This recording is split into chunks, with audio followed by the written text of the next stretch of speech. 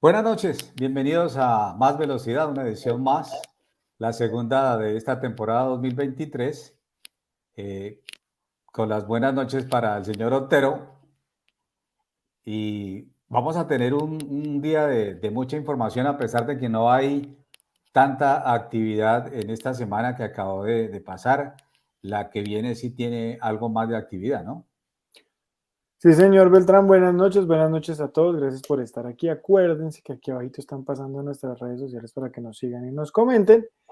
Sí, el fin de semana pasado yo creo que era para descansar porque ya creo que de aquí en adelante no paramos, Rubio.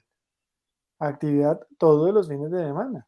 Sí, sí, hay actividad todos los fines de semana, pero el anterior más bien generó pocas noticias, pero como usted lo indicaba fuera de micrófono, la verdad es que noticias de importancia dentro de la Fórmula Uno, pues ninguna. La gran mayoría son especulaciones eh, y cosas que están por fuera del contexto de una noticia, sino pura especulación de lo que, y cosas de lo que sucedió en el Gran Premio pasado y que Ferrari está, como todos los años al comienzo, a puertas de un colapso, que Red Bull no va a denunciar a Aston Martin, que Mercedes va a presentar una reclamación porque Red Bull está irregular, pero no dicen qué, irregular en qué, ¿no? Lo mismo de todos los años, ¿no? Vamos a revisarlo porque es que a nosotros nos parece que algo está raro, pero ¿qué es lo que está raro? El Y lo motor, que el está chasis, raro, la sí. pintura, ¿qué es lo que está raro? Sí, sí. Mejor vayámonos a la imagen del día, ¿sí? Yo tengo una imagen del día chévere, pero para no ganarnos un regaño prematuro, Sí, hay que señor. decir que este carro es un BWT Alpine, ¿cómo es? ¿Cómo es? F1 Team. F1 Team. Sí, Ese señor. es el nombre completo y Para el, Massa, sí, ¿no? para el resto de los mortales es un Alpine, Es un Alpine, sí, un pero Fórmula no, Uno del equipo Alpine. sí, pero no podemos decir eso. Ahora hay que decir BMW, ¿qué? BWT Alpine F1 Team. Sí, Este es un exponente de ese carro. ese es el nombre correcto. Más adelante ustedes tendrán ya un poco más de ampliado el panorama de por qué estamos nombrando el equipo tal cual está oficialmente inscrito en la Fórmula Uno, ¿no? Sí, Con, sí. con sus dos pilotos, ambos franceses, el señor Esteban Ocon, que Ay, no que dijeron que era casa, un buen segundo. sí, que no casa una pelea con nadie, ni lo No. sancionan, más bien poco. Y el señor Pierre Gasly, que va de Alfa Tauri, yo creo que ya debe estar instalado como piloto uno Sí, del equipo, ¿no? porque el señor de Alpine le mandó decir a Esteban Ocon que era un excelente número 2, ¿no? Sí, buenísimo, pero hasta ahí. Que muchas gracias por la ayuda, pero pues lo que pasa es que Ocon con todo el que va en Crespa tenía a Sergio Pérez y cada vez que podía lo sacaba, ¿no? Alonso lo mismo. A Alonso le estaba haciendo lo mismo. Y es que Alonso le gana unos amigos. Stroll en la primera carrera le iba pegando su cachetado. Pero Stroll Entonces, le pidió disculpas. Usted no, sabe no, que yo no soy muy muy strollista. strollista, pero en esta lo defiendo. Pero sabe una cosa que me pasó hoy bastante particular. Estaba mirando ahí en nuestros archivos, Rubiel, y encontré un video de una victoria que tuvo Oscar Tunjo en GP3. Sí, Y le hace una señora pasada a un muchachito que se llamaba Esteban Ocon. Pero una señora pasada que le hace, divina con, y espectacular. con un carro de popular frente a un carro de primera, sí, señor. Sí, muy bueno. Bueno, damos inicio con las damas y en este caso es Tatiana Calderón, quien estuvo acompañada de la escritora costarricense Gabriela Cordero en el lanzamiento del libro, se llama La niña más veloz que el viento, que está basada en la vida de la piloto colombiana. Aquí está Tatiana. Hola a todos, primero que nada quería agradecerles la acogida que le han dado a mi nuevo libro para niños, que es La niña más veloz que el viento. Todo lo que recaudemos con la venta del libro va a estar dedicado a un programa de educación junto a la Fundación y Corporación Juego y Niñez. Entonces espero que nos ayuden también a mandar ese mensaje a la educación sin estereotipos y ojalá que podamos difundir este gran mensaje no solo en Colombia, sino en todas partes del mundo. Muchas gracias por ese apoyo.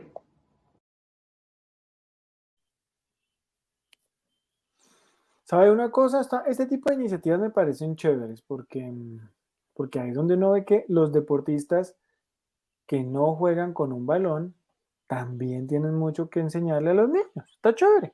Demasiado, demasiado. Y los deportistas son los seres humanos que más le aportan a una nación.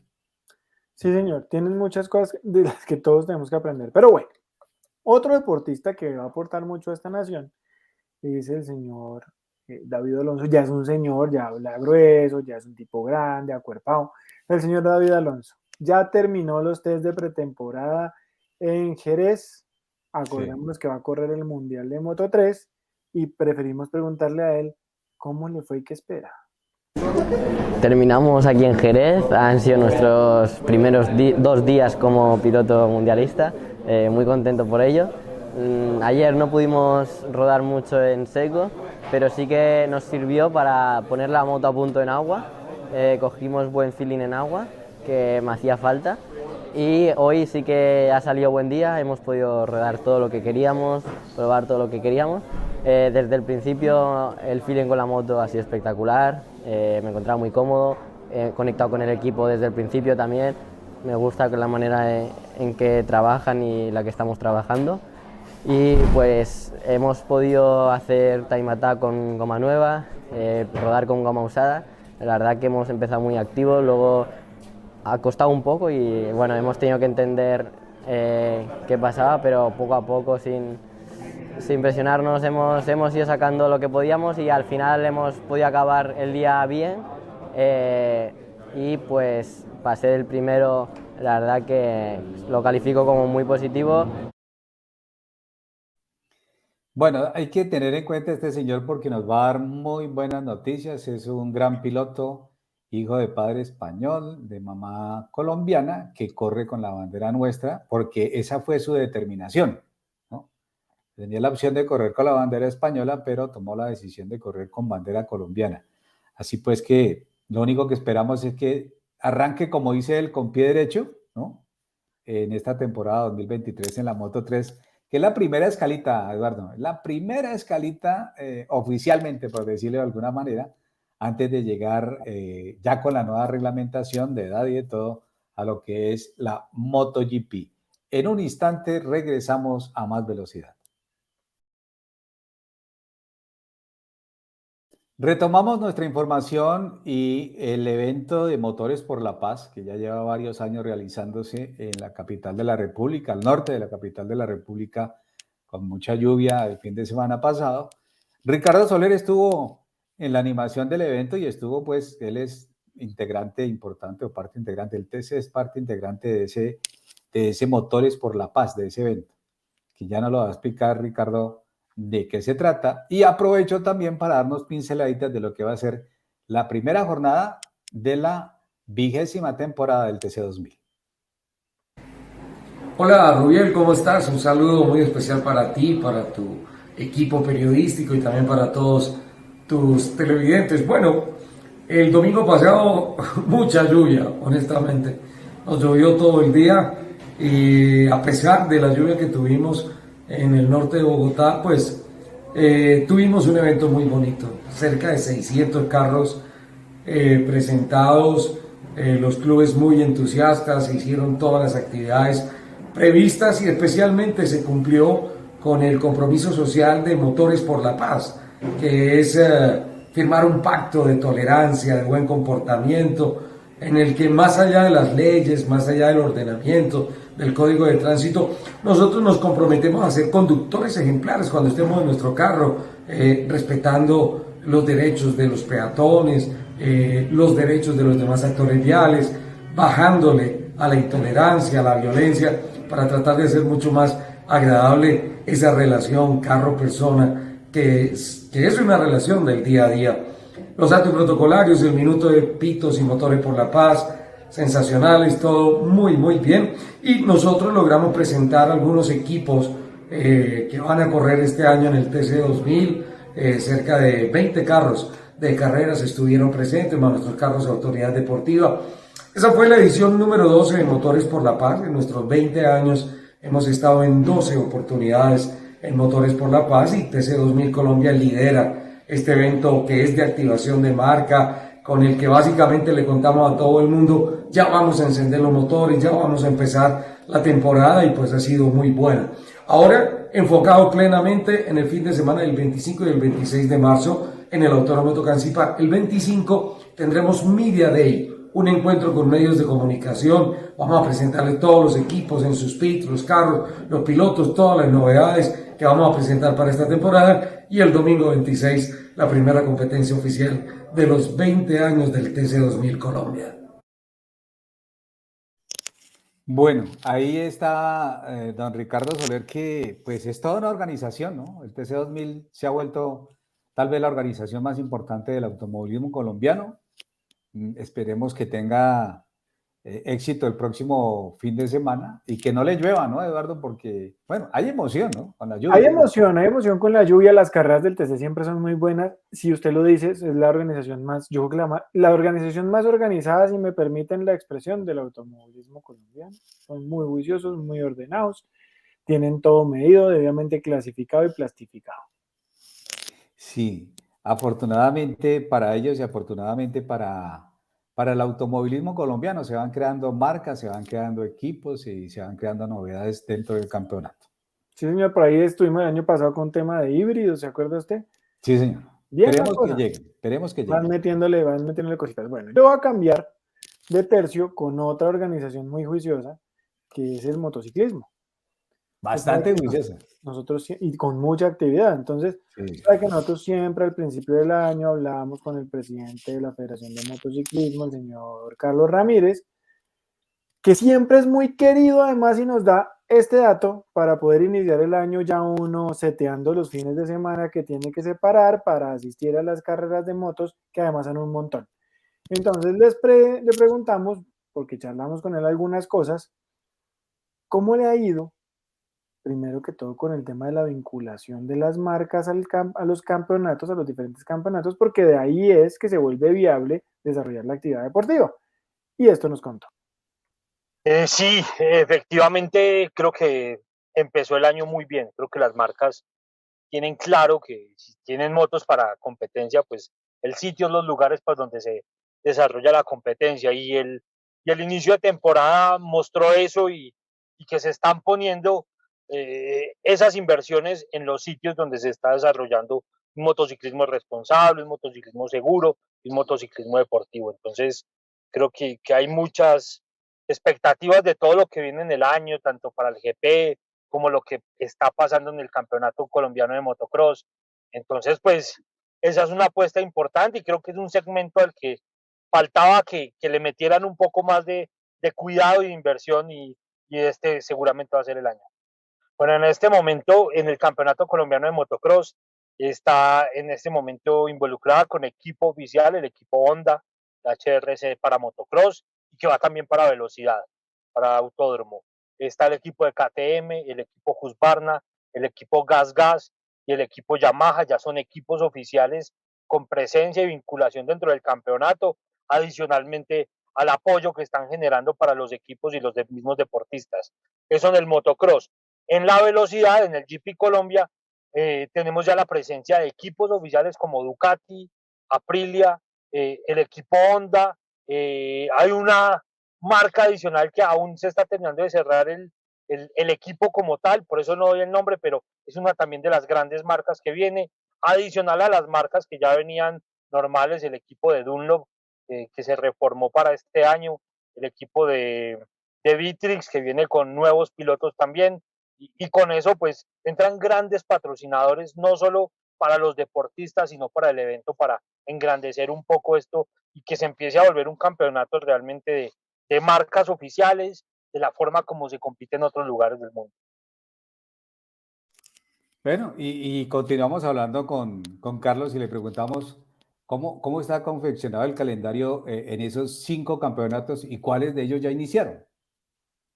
Ya empezamos, ya pasó la primera de motocross, este fin de semana tenemos la segunda en Girardota, allá en el departamento de Antioquia, el nacional de velocidad también ya empezó en el departamento del Meta, allá en Villavicencio, estamos pendientes por iniciar el enduro que empieza para las fechas del 3 y 4 de abril la primera fecha del año, que va a ser aquí en estas zonas de Cundinamarca. Está pendiente, en 20 días va la velocidad en tierra, que empieza en Roldanillo Valle, y así nos vamos a ir todo el año.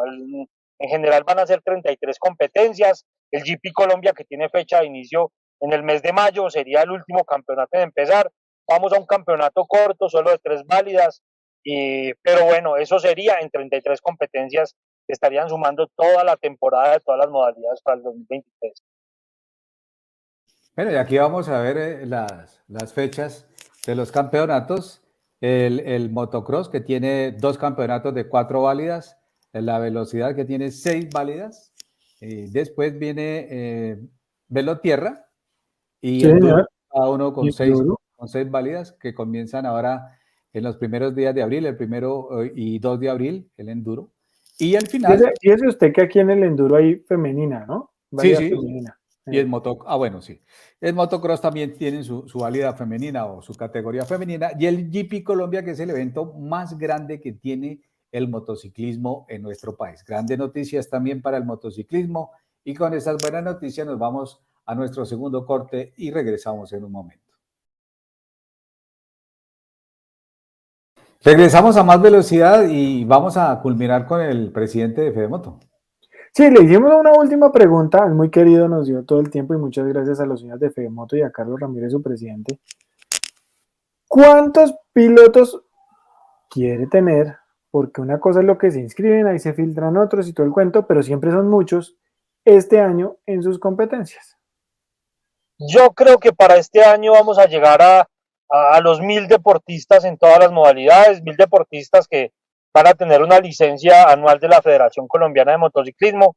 Eso siempre termina siendo un registro oficial, pero hay un subregistro de muchos competidores que adquieren una licencia temporal, y es un espacio que se le da cuando vamos a diferentes regiones, que tengan la posibilidad, pilotos que no compiten regularmente en el campeonato nacional, que en esa presencia del campeonato en una región específica puedan competir los pilotos de ahí. Entonces puede subirse a los 1000 oficiales a unos 200 o 300 adicionales que van llenando esos espacios en cada región. Uno de los años que hemos batido fue la época de pandemia. Hubo mucho más pilotos licenciados ese último año de pandemia. Cuando logramos la reactivación, hubo una intención mayor de deportistas de competir competencias oficiales, y ese año subimos a los 1200 deportistas con licencia oficial de la federación, licencia anual. Fue un muy buen año en cuanto a eso, en la cantidad de deportistas, pero a partir de eso hemos venido llevando esos registros muy por encima de lo que se manejaba antes. Es que antes los campeonatos eran campeonatos muy pequeños en participación, y estábamos en los 600, 700 deportistas anuales. Ahora ya tocando los 1000 es un número importante para un deporte que no es un deporte convencional, como uno pudiese decir, pues es que 1000 personas practican un deporte en un país con millones de habitantes no es mucho, pero piensen que es el motociclismo, que no es tan sencillo el elemento con el que se compite o todo lo que requiere. Entonces, hemos venido creciendo. Creo que entre los deportes a motor somos el deporte más grande en este momento, y de hecho sobrepasamos en deportistas activos en toda una temporada a muchos de los deportes tradicionales. Se dice fácil, ¿no? 1000, pero vaya usted reúna a estos 1000 en competencia y hay campeonatos como el motocross, que tiene casi 400 pilotos en una jornada, porque son muchas categorías, ¿no? A pesar de que hay pilotos que repiten categoría el mismo fin de semana. Eso le iba a decir, 1000 deportistas no quiere decir que son 1000 motos, son muchas más motos, porque hay pilotos que compiten en 3 o 4 categorías el mismo fin de semana.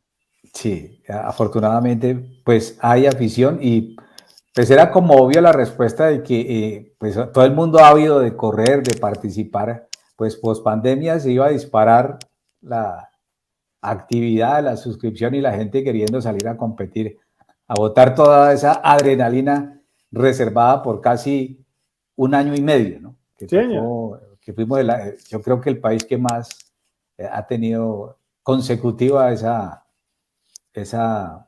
restricción de salida, esa vida libre.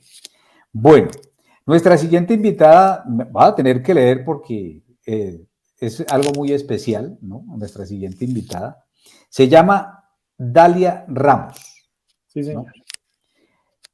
Óigase bien, es jefa de desarrollo y pruebas del equipo BWT Alpine F1 Team, ¿no? Por eso estaba el coso en la imagen del día. Sí, sí, sí.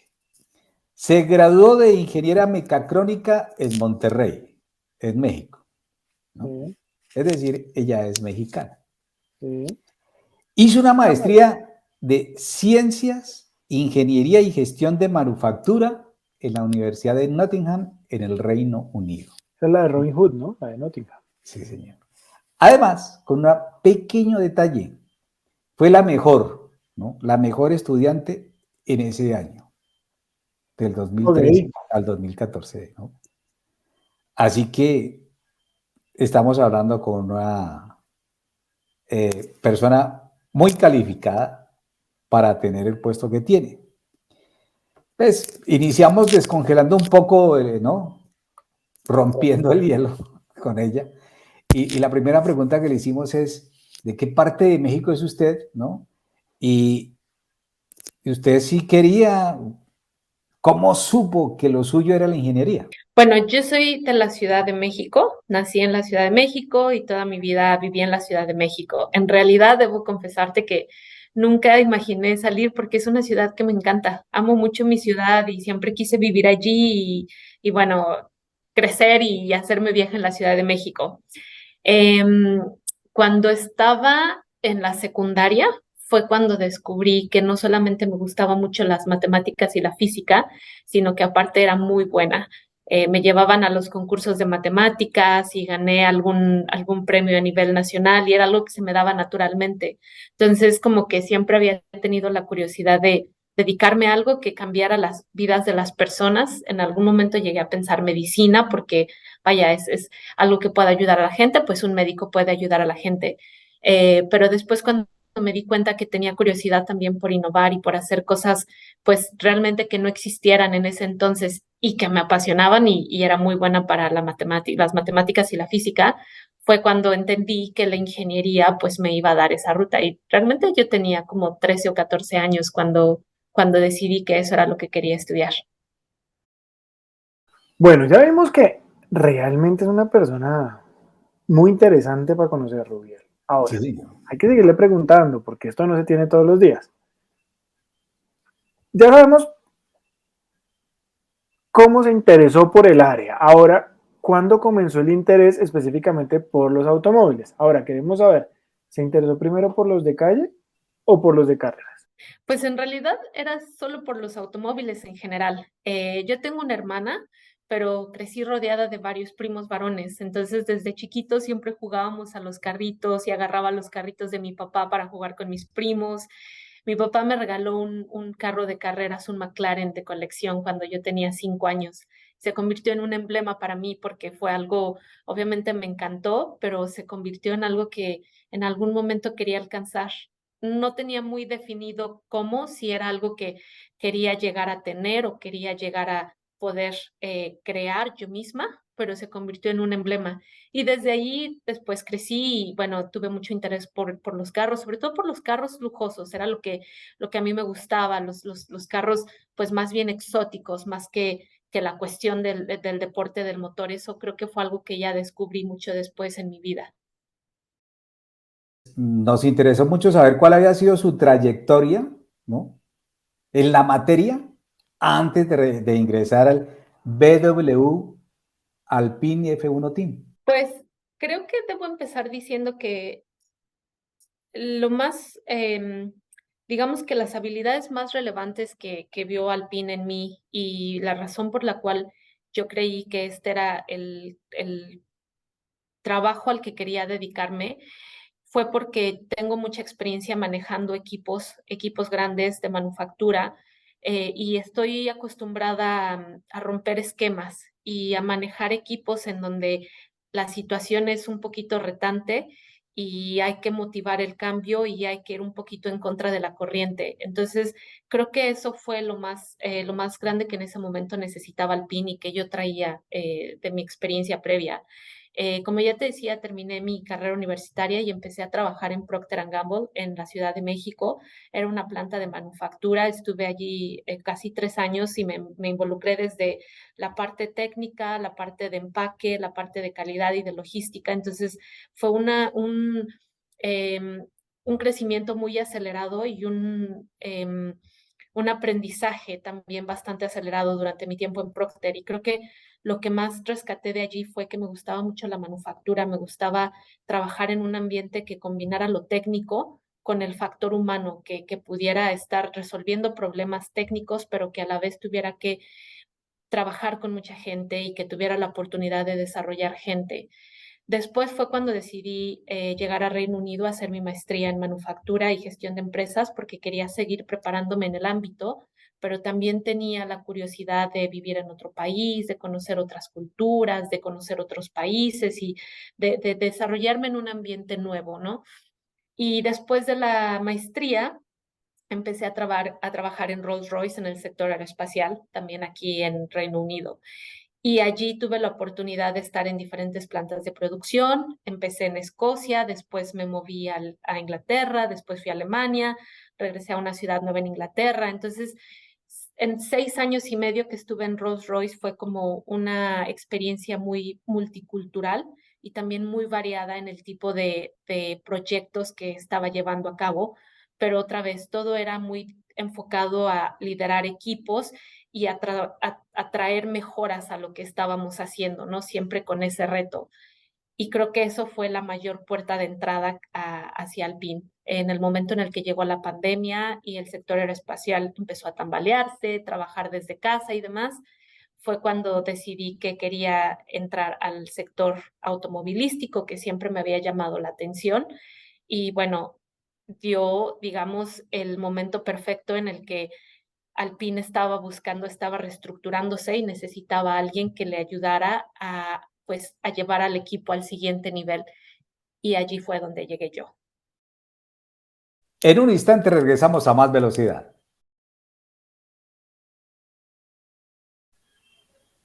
Volvemos a Más Velocidad y vamos a continuar con nuestra información en el día de hoy. Hemos estado muy juiciosos, Rubiel, nombrando al equipo como él, ¿no? BWT, Alpine, F1 Team, porque si no nos regañan. Pero lo que hay que saber realmente es hace cuánto está ella en el equipo, cómo hizo para que la contrataran, porque me parece que o deben llegar 1 millón de hojas de vida para el puesto de ella, o nadie sabe cómo llegar a que un equipo de Fórmula 1 lo contrate a uno. Entonces, ella sí nos va a sacar de esa duda. En junio voy a hacer 2 años. Eh, Honestamente, empecé a buscar trabajo. Empecé a buscar trabajo por LinkedIn y realmente ya sabes que una cosa lleva a otra con el Internet estos días que está todo ligado y tus búsquedas relacionadas y similares y demás. Y literalmente de repente en LinkedIn me apareció el puesto de Head of Build and Test. En ese momento todavía era Renault Sport Racing, entonces yo ni siquiera estaba muy segura si era para un equipo de Fórmula 1 o simplemente era para la sección del deporte del motor de Renault, porque pues bueno, es un poquito más extensa que solo Fórmula 1 y literalmente vi el trabajo y pensé, esto es para mí, porque era en mi carrera, era el siguiente paso que yo quería liderar un equipo grande de operaciones y quería estar en un sitio en donde pudiera dejar mi huella, en donde la gente me recordara algo que siempre me llamó la atención desde que empecé a trabajar, fue que la gente en el piso de producción recuerda a los líderes que marcaron el cambio para ellos, que marcaron el cambio positivo. Y yo siempre quise ser uno de esos líderes y que la gente hablara de mí, que la gente dijera, Dalia hizo este cambio y desde que Dalia llegó y cuando Dalia estuvo aquí, siempre soñé con eso. Entonces, pues el siguiente paso era tomar el liderazgo de un gran equipo de operaciones. Y bueno, eso era lo que yo estaba buscando. Y bueno, en autos y aparte en una empresa tan reconocida y tan grande como lo es el Grupo Renault, y aparte de todo con autos deportivos, bueno, era como la combinación perfecta. Y realmente apliqué al puesto. Yo creo que eso ha de haber sido a finales de noviembre. Fue en el 2020. Después fui a México por varias semanas porque no había estado con mis padres durante toda la pandemia. y estando en México me pidieron que hiciéramos la primera entrevista, les dije que estaba fuera del país, lo hicimos por Teams y bueno, de allí se fue dando todo. El primer contacto con ellos en entrevista fue con mi jefe, el director de operaciones y mi colega, y la verdad es que fue una entrevista que fluyó por horas. Yo creo que nos habremos tardado 2 o 3 horas porque realmente había tantas cosas de las cuales que hablar, ¿no? Y digamos un mes y medio después, creo, estuve aquí en la planta en otra serie de entrevistas con todos los directores. Fue bastante largo, cansado, pero bastante positivo. La siguiente pregunta es, ¿cómo es un fin de semana para ella? Un fin de semana obviamente de gran premio. ¿Y cuáles o cuántas personas de sus equipos, porque pues, tiene varios equipos de trabajo, varios frentes, la acompañan en cada gran premio? Bueno, eso es muy interesante porque yo estoy completamente basada en la planta. La mayor parte de mi equipo estamos aquí en la fábrica, pues básicamente trabajando tras bambalinas para que el carro pueda ir a las carreras y que todos tengan todo listo para el fin de semana de carrera. Curiosamente, digamos, por ejemplo, el viernes de carrera para nosotros es un día muy tranquilo en la fábrica porque nosotros tenemos que hacer que todo esté en el circuito antes del viernes, ¿no? El miércoles necesitan todo en el circuito para poder ensamblar el carro. Entonces, el inicio de la semana para nosotros es lo más pesado para asegurarnos que todo esté a tiempo en el circuito. Todavía, si tenemos que mandar algo de último minuto, que se pueda mandar con alguna persona en un avión, digamos, miércoles, jueves a más tardar. Pero el viernes nosotros ya entregamos todo en el circuito y como el carro apenas va a empezar las pruebas libres, pues tampoco es como que nos haya regresado nada con problemas. Entonces, realmente el viernes empieza siendo bastante tranquilo, es muy a gusto porque todos estamos viendo free practice en la fábrica y demás.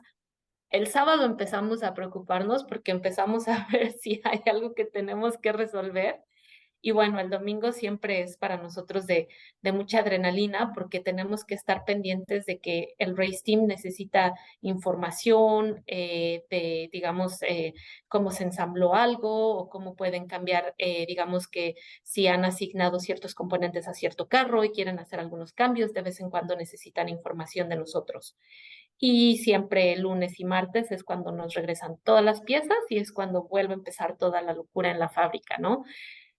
Yo tengo actualmente 2 personas que están en mi equipo viajando con el Race Team. Uno es el técnico del sistema hidráulico y el otro es el técnico de la caja de velocidades. Entonces, ellos digamos que son mi extensión en el Race Team y que cuidan de estos componentes durante la carrera y demás.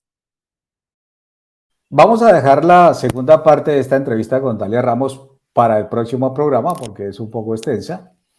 Y vamos a pegarnos una zambullidita en las noticias, en los chismes que usted llama, pero yo, pues, respetuosamente le digo noticias, algunas rápidas, algunas no tan rápidas. Así que tiene usted la voz cantante, joven. Muchas gracias, señor Beltrán. Le vamos a mostrar una foto. Usted me va a decir, ¿dónde fue esa carrera? Oh, qué maravilla. No, señor, eso es una cosa que se llama un render, ¿no? O sea, ellos ya dibujan así de bien, ya parece que fuera de verdad. Y eso quiere decir que hay un proyecto en Londres del que ya habíamos hablado en días pasados con un tema de karts, si usted recuerda, pero ellos quieren hacer en ese mismo parque que queda al lado de la playa, al lado del mar más bien, en Londres, una carrera de Fórmula 1. Entonces quieren diseñar un circuito, un trazado, ahí en los Docklands en Londres, como parte de competirle un poquito a Mónaco con un destino frente al mar, mundialmente reconocido para los deportes, incluyendo la Fórmula 1. Tienen una ruta sugerida de 3.6 millas que está de acuerdo con los temas de Fórmula 1, 22 curvas, se espera una velocidad promedio de, esto es todo en planos, promedio de 127 millas por hora para que el tiempo de vuelta sea 1.42. Hasta ahí, normal, lo hemos oído antes. Pero hay una cosa que sí me dejó pensando y es, ellos quieren un pit lane, o sea, la línea de pits de varios pisos. ¿Cómo era la cosa? Eso sí, no lo he visto antes. Sí, y habría que ver cuál es la incidencia de eso, ¿no? Porque Yo no lo tengo codificado en la cabeza como sería un pin lay de dos pisos. ¿No? Y tienen que durar lo mismo, porque entonces el que vaya en el tercer piso puede demorarse más y entonces eso lo hace perder tiempo. No sé, es raro. Sí. Es raro. Para una salida por relevos puede ser. Sí, es raro. Bueno. Es bien raro. La siguiente noticia tiene que ver con, como parte de su reestructuración prolongada, el propietario de Williams, Dorrington Capital, que son los dueños, ¿no? Ha contratado a Frédéric Bruchot, otro francés. Oiga, usted anda muy bien de francés, de verdad. Sí, señor. Como director de operaciones del equipo y asumirá el nuevo cargo aquí el próximo mes de abril. Bruchot llega después de un periodo de 26 años, oiga bien, en la industria aeroespacial. Ah, ok. ¿Ya? Habiéndose unido al famoso fabricante de motores a reacción de Pratt & Whitney en 1997 para trabajar en la planta de producción. Entonces van a traer a alguien que sabe de el tema aeroespacial para la escudería Williams. Entonces eso me hace pensar, para meterle chisme a la cosa, que el problema que ellos identifican está en la aerodinámica. Pues yo creo que sí, Sí, porque yo creo honestamente que no es de neumáticos y el hombre viene en la de la aeroespacial. Y tampoco es de motor, ¿no? Tampoco es de motor. Y tampoco es de motor. Y por ahí le están ofreciendo, se está volviendo la niña bonita porque por ahí le están ofreciendo otra marca. Pero bueno. En un instante regresamos a Más Velocidad. Volvemos a Más Velocidad y vamos a continuar con nuestra información en el día de hoy. Resulta que como todos las iniciativas mundiales están encaminadas a que pues todo sea limpio, la operación sea limpia, la Fórmula 1 no es la excepción. Tecnologías limpias que llaman. Tecnologías limpias, pues la Fórmula 1 no es la excepción. No. Y quiere ser neto cero su aporte a la huella de carbono a partir de 2030 y en 2026 va a empezar a abandonar los productos de origen fósil. Aquí empezamos a tocar temas, señor Beltrán, que tocamos alguna vez con nuestro amigo Felipe y que le dijimos no se meta mucho por allá porque todavía no se sabe, pero esto ya empieza a hablar de que ya. No, usted ya tiene una fecha, ¿no? Estamos a 3 años. Resulta que ya hay combustibles sí. Ecológicos para motores de combustión normales, pero que no tienen origen fósil, tienen origen casi que en la basura, por ahí, unas cosas de residuos. Y se comprometieron a que los automóviles a partir de 2026, los automóviles de Fórmula 1 van a empezar a usar este combustible 100% sostenible. ¿Pero qué va a pasar? Lo mismo que pasó en su momento con las llantas, recuerda usted que el que más plata tenía, pues tenía la llantera que más plata invertía, entonces ahí se marcaba una diferencia importante. Entonces los jefes de la Fórmula 1 dicen que ya encontraron la manera de minimizar el riesgo para que no se vuelva una guerra de chequeras entre los laboratorios y cuál compró el laboratorio más poderoso para tener la gasolina sostenible más berraquita y poderle ganar a todos por ahí. Va a manera y veremos, señor. Acuérdese que cuando había 2 marcas de llantas diferentes en la Fórmula 1, hubo un desastre en Indianápolis, un gran premio. Donde no corrieron sino 6 carros. 6, para un total de 6 y que todos ganaban, ¿no?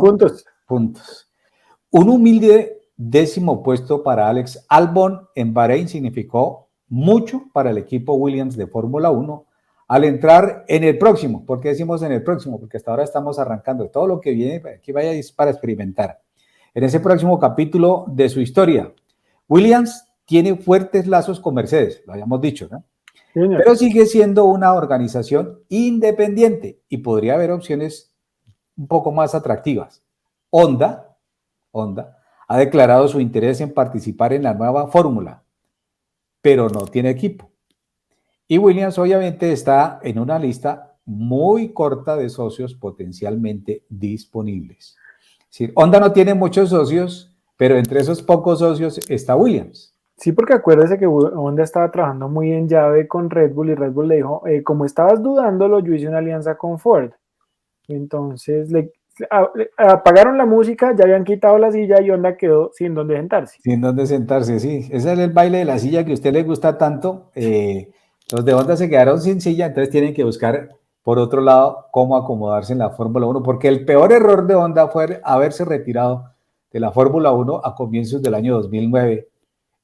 Hombre, ellos ya saben y todos sabemos qué le pasó. Y Williams y Honda se conocen de tiempo atrás, entonces eso puede funcionar bastante bien. Y con un tipo ahora que trajeron de la NASA, de la aeroespacial, de la Luna, yo no sé de dónde lo trajeron. Pero bueno, esta nota ahí sí no me voy a poner divertido, porque es una nota luctuosa que tenemos que registrar aquí en Más Velocidad. A su izquierda ven a Saif Muhammad bin Salim. Él fue piloto y llegó a competir en la Fórmula 4. Lamentablemente, a los 29 años de edad, perdió la vida en un accidente de tránsito. Pero ¿por qué lo registramos además de por ser un piloto? Es porque es hijo del presidente de la Federación Internacional del Automóvil, que está a mano derecha del señor Mohammed bin Sulayem. Entonces extendemos desde Más Velocidad ese acompañamiento a una noticia tan trágica, y la Federación de Automovilismo me va a permitir leer de los Emiratos Árabes, donde también era piloto de esa federación el señor Mohammed bin Salim. Dijo lo siguiente en su nota luctuosa que me pareció bastante sentida. Dijo: pido a Dios que lo perdone y tenga misericordia de él y lo haga habitar en amplios jardines y le dé paciencia a su familia. Nuestras condolencias a su excelencia Mohammed bin Sulayem y a su familia.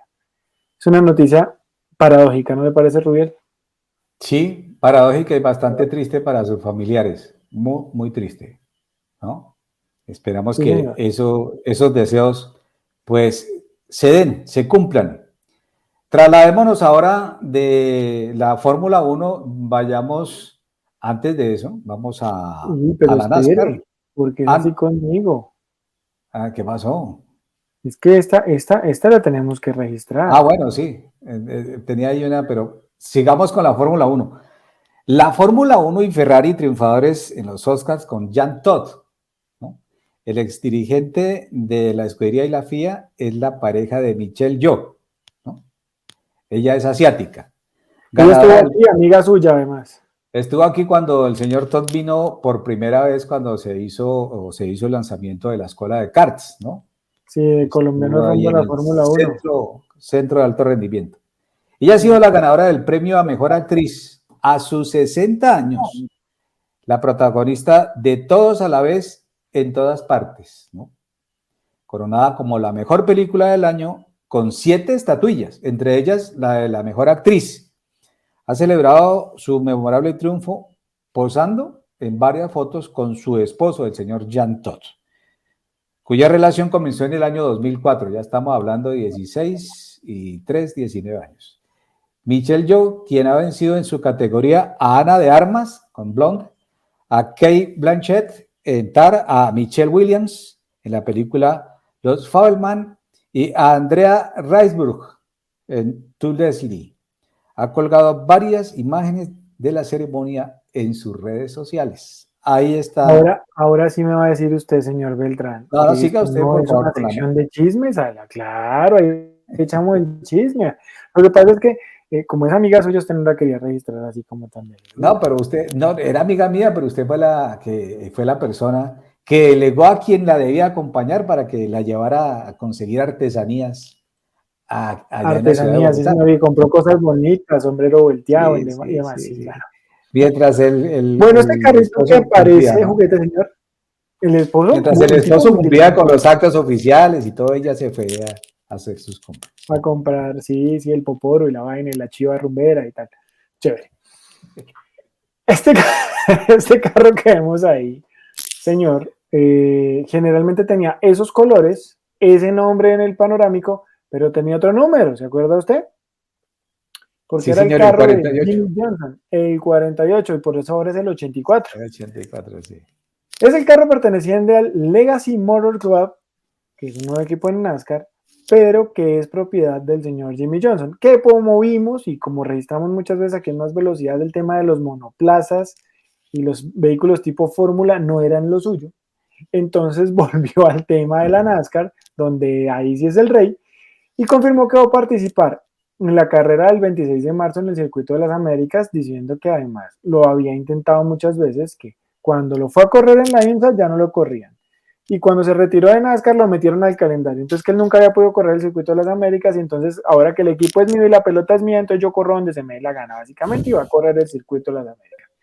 La Coca-Cola 600 el 28 de mayo. Sí. Y obviamente usted sabe que en esa primera carrera del circuito de las Américas va a haber cositas interesantes, pilotos muy interesantes. La primera carrera va a ser en las 500, en las 500 millas de Daytona, y vamos a ver cómo le va con su nuevo equipo el señor Jimmy Johnson. Con las que se arranca el calendario de la NASCAR, bueno, en los últimos años, ¿no? En los últimos años, sí señor. Para continuar con la NASCAR, Jenson Button escribirá en apenas unas semanas un nuevo y emocionante capítulo en su dilatada ya y variada carrera deportiva.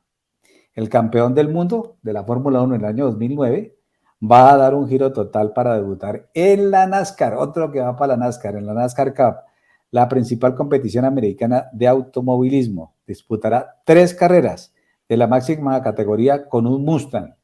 En la primera de ellas va a estar compitiendo con el señor Kimi Raikkonen, que ya el año pasado se subió también en el campeonato NASCAR.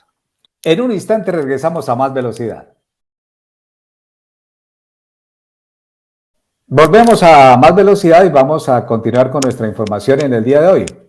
Don Rubiel, ¿usted cree que la NASCAR se va a convertir en lo que fue en su época el DTM alemán, donde todos los ex Fórmula 1 terminaban compitiendo allá porque todavía eran tipos muy jóvenes, pero ya no los dejaban correr en Fórmula 1 porque veo que se está yendo? Pues se fue Juan Pablo Montoya en su momento, se fue Kimi Raikkonen, ahora Jenson Button. Sí, Creo que fue un retiradero chévere. Sí, pero Montoya no se fue en el ocaso de su carrera, ¿no? Montoya se fue tal vez en uno de los momentos más fuertes de competencia y la decisión fue por otro motivo, ¿no? Estos señores sí ya es como usted le diría rodillones en cuanto a la Fórmula 1, ¿no? Sí, es verdad, es verdad. Se retiraron y ya pues no tienen nada más que hacer. Yo no creería, aunque hay mucho europeo ocurriendo en la IndyCar, por ejemplo. Está Romain Grosjean allá, está Alexander Rossi. Hay mucho europeo ocurriendo también por los lados del campeonato IMSA, ¿no? Uy, ahí sí que hay. Les encanta el ambiente de los Estados Unidos. El Gran Premio de Fórmula 1 de Miami fue la delicia para mucho europeo que tocaba tal vez por primera vez esta ciudad, ¿no? La ciudad de Miami. Entonces, además hace calorcito. Sí, les encanta. Y seguimos con las noticias rápidas, pero esta vez les voy a quitar 2 rueditas y nos vamos para la MotoGP. Este señor que está consintiendo ahí muy amablemente a una MotoGP. Está dormido, no consintiendo, está dormido. Ahí está consentido de Kenchon Tompas, le está diciendo a la moto. ¿Sí? Está de Kenchon Tompas. ¿Sí? Entonces le está diciendo a la moto y él espera que la moto le conteste en algún momento. Pero bueno, hay que quedar esperando. El señor Johan Mir, que fue, ustedes recuerdan, campeón de pandemia, creo que fue él con Suzuki. 2020, sí, con la marca Suzuki. Con Suzuki, como Suzuki dijo el año pasado, pues yo no voy más, pero si algo les marco, pues él quedó, nuevamente les digo, apagaron la música, ya habían quitado la silla y él quedó sin dónde sentarse, entonces él firmó con Honda para ser compañero del señor Marc Márquez. Hasta ahí, normal. En los test de pretemporada no le ha ido mal. Es un piloto talentoso, pero lo que sí ha dicho es que para él ha sido, y abro comillas en esto, una completa pesadilla poder entender el procedimiento de salida para esta motocicleta Honda. Dijo que era muy diferente a Suzuki, que tenía demasiados pasos, algo así es como presione no sé qué, luego embrague no sé qué, luego réstele el número que pensó, en fin, no ha podido con eso. En cambio, el actual campeón del mundo, el señor Francesco Bagnaia, cree que Ducati y Aprilia son imbatibles. Yo estoy de acuerdo con Ducati, pero en Aprilia le veo un poco flojongo, ¿no? Lo veo un poco flojongo. Por lo menos en los últimos 3. De cara a la temporada 2023 de la MotoGP, el piloto de Ducati encabezó el último test de pretemporada el fin de semana pasado en Algarve, en Portugal, con un récord de vuelta no oficial al haber sido el más rápido en ambos días en la pista de Algarve en Portugal. Para allá va el próximo fin de semana el señor David Alonso a hacer su último test de pretemporada antes de arrancar en 8 días el Campeonato Mundial de Moto3. Eso se va a poner bueno, sí señor. ¿Sabe una cosa? Yo veo que este año el MotoGP va a estar como entretenida, porque en la pretemporada ha sido más rápido Mir que Márquez. Y eso puede dar unas peleitas internas bastante buenas. Pero bueno, yo me voy a ir a otro tema que tiene mucho que ver con lo que vamos a hablar ahorita y no me le quiero adelantar. Y es con estos carros que son los hypercars del Los Campeonato hypercars, Mundial sí. de Resistencia. Sí, señor.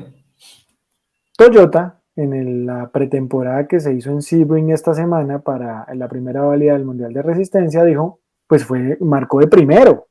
Sí. Pero dijo, no, sabe que no le creo mucho a estos test y que yo sea el primero, porque Porsche y Cadillac, que ya empezaron el campeonato IMSA, porque IMSA empieza con las 24 horas de Daytona, dijo, la verdad es que ellos fueron más rápidos que yo en carrera y todo, y yo no he corrido ni la primera vez. Entonces, puede que yo sea el tuerto en tierra de ciegos, pero hay uno que sí está viendo bien. Yo creo que Bueno, por ahí va la cosa. amanecerá y veremos, dijo el tuerto, ¿no? Ahora, vamos a ver si están cañando, ¿no? Porque son buenos para cañar. No, eso es igual que Hamilton cuando le sonaba hasta la pintura y estaba sobrado, aceleraba y metía medio segundo por vuelta, ¿no? Y le sonaba todo, le temblaba todo. Bueno, en fin. Bueno, este próximo fin de semana hay actividad del automovilismo. Primero la Fórmula 1, que va a estar en el circuito de Jeddah, en Arabia Saudita, y aquí están los horarios para Colombia. Prácticas libres, uno el viernes a las 8:30 de la mañana y las segundas el mismo día, al mediodía. El sábado, la práctica 3 será a las 8:30 de la mañana y la clasificación será al mediodía. Y la carrera el domingo al mediodía, ¿no? Recuerde que pues está un poco Ya se más corre de adelantado noche, sí. está más adelantado el horario allá en Jeddah, ¿no? Y corre de noche, sí, señor. Sí, que le arreglaron las curvas ciegas, que le modificaron una parte del asfaltado del circuito, y la arreglaron, pues, ¿no? Esperemos que no. El circuito era divertido así. ¿Cómo le arreglaron las curvas ciegas? ¿Pusieron un policía que había o qué? Sí. Usted me puede mostrar al siguiente. Esta imagen que tenemos es para retornar a hablar del WEC. El WEC corre las 1000 millas de Sebring, lo hizo en el 2019 por primera vez, en el 2021 no estuvo allá, en el 22 regresó. Fernando Alonso, que es ahora la vedette de la Fórmula 1, ganó en un Toyota, ¿no? En un Toyota. Como los que estamos viendo ahorita en la foto. Como lo que estábamos viendo ahora. Y en el año 2022, el señor Negrão del Brasil, en un Alpine, con dos franceses, con Lapierre y Boxbier, ¿no? Debe ser algo así. Pero si veníamos bien con su francés, ¿qué pasó? Sí, pero no sé pronunciar. Ese es del norte, ese es francés del norte y ese es muy difícil, sí. En todo caso, Alpine fue el campeón mundial de resistencia del año 2022 y el próximo viernes, 17 de marzo, según calendario oficial del WEC, se disputará el primer round de la temporada del Mundial de Resistencia. ¿Cuánto durarán 1000 millas en esos carros? Nada, ¿no? Eso es rapidito. El hecho es que son 37 carros divididos, 11 en los Hypercar, 12 en los LMP2 y 14 en el GTI. Ellos solamente tienen una categoría de GT, ¿no? De GTs. A diferencia de IMSA, sí. Como diría el antiguo comentarista, a renglón seguido, es decir, el día siguiente, las 12 horas de Sebring, la segunda válida del campeonato IMSA norteamericano, ¿no? Que tiene 8 gran turismos prototipos, o más bien los prototipos GT de... Los antiguos DPI. Correcto. 8 LMP2, 10 carros prototipos LMP3, donde va a estar Gaby Chávez con el número 36 corriendo con el equipo Andretti. Hay 8 Daytonas GT Pro y 18 GT. 5 categorías va a tener. Es que esos GT son de rodillones, ¿no? ¿Ah, sí? Sí, claro. Los GT Pro son los que tienen licencia, sí. No sé qué, diamante y oro y en fin. Y los otros son los que tienen licencia de papel, pero... Sí. Y en el web les llaman los Pro-Am, que es decir, un profesional y un rodillón. Amateur. Perdón, un amateur. Amateur, sí. Para meternos más en problemas, yo prefiero despedirme, agradecerles mucho su benevolencia con nosotros, a usted, señor Otero, por su trabajo, y nos volvemos a ver el próximo miércoles cuando ya tendremos noticias muy ciertas de lo que ocurrió en la Fórmula 1 en Jeddah, en los últimos test de pretemporada de la MotoGP en las 12 horas de Sebring y en las 1000 millas del mismo nombre del Campeonato de la WEC. Aquí en nuestro país tenemos el campeonato, la segunda válida del Campeonato Nacional de Motocross. Las redes sociales antes de irnos, señor Pérez. Eso le iba a decir, no me decían redes sociales porque aquí las he puesto desde el principio del programa que pasaran a @másvelocidad.co en Facebook, en Instagram, en YouTube, Más Velocidad. Espero que hayan compartido, dado me gusta, nos hayan comentado. Acuérdense que cuando ustedes ven el programa hay alguien en tiempo real contestando todas sus preguntas y participando con ustedes. Y las redes nuestras están debajo de nuestros nombres para que nos escriban y nos pregunten cosas y nos digan, van a haber sorpresitas de la industria. Estamos preparando cositas bonitas, Rubiel. No todos son chismes de los Óscares, por favor. Sí, señor. Hasta el próximo miércoles. Muchas gracias.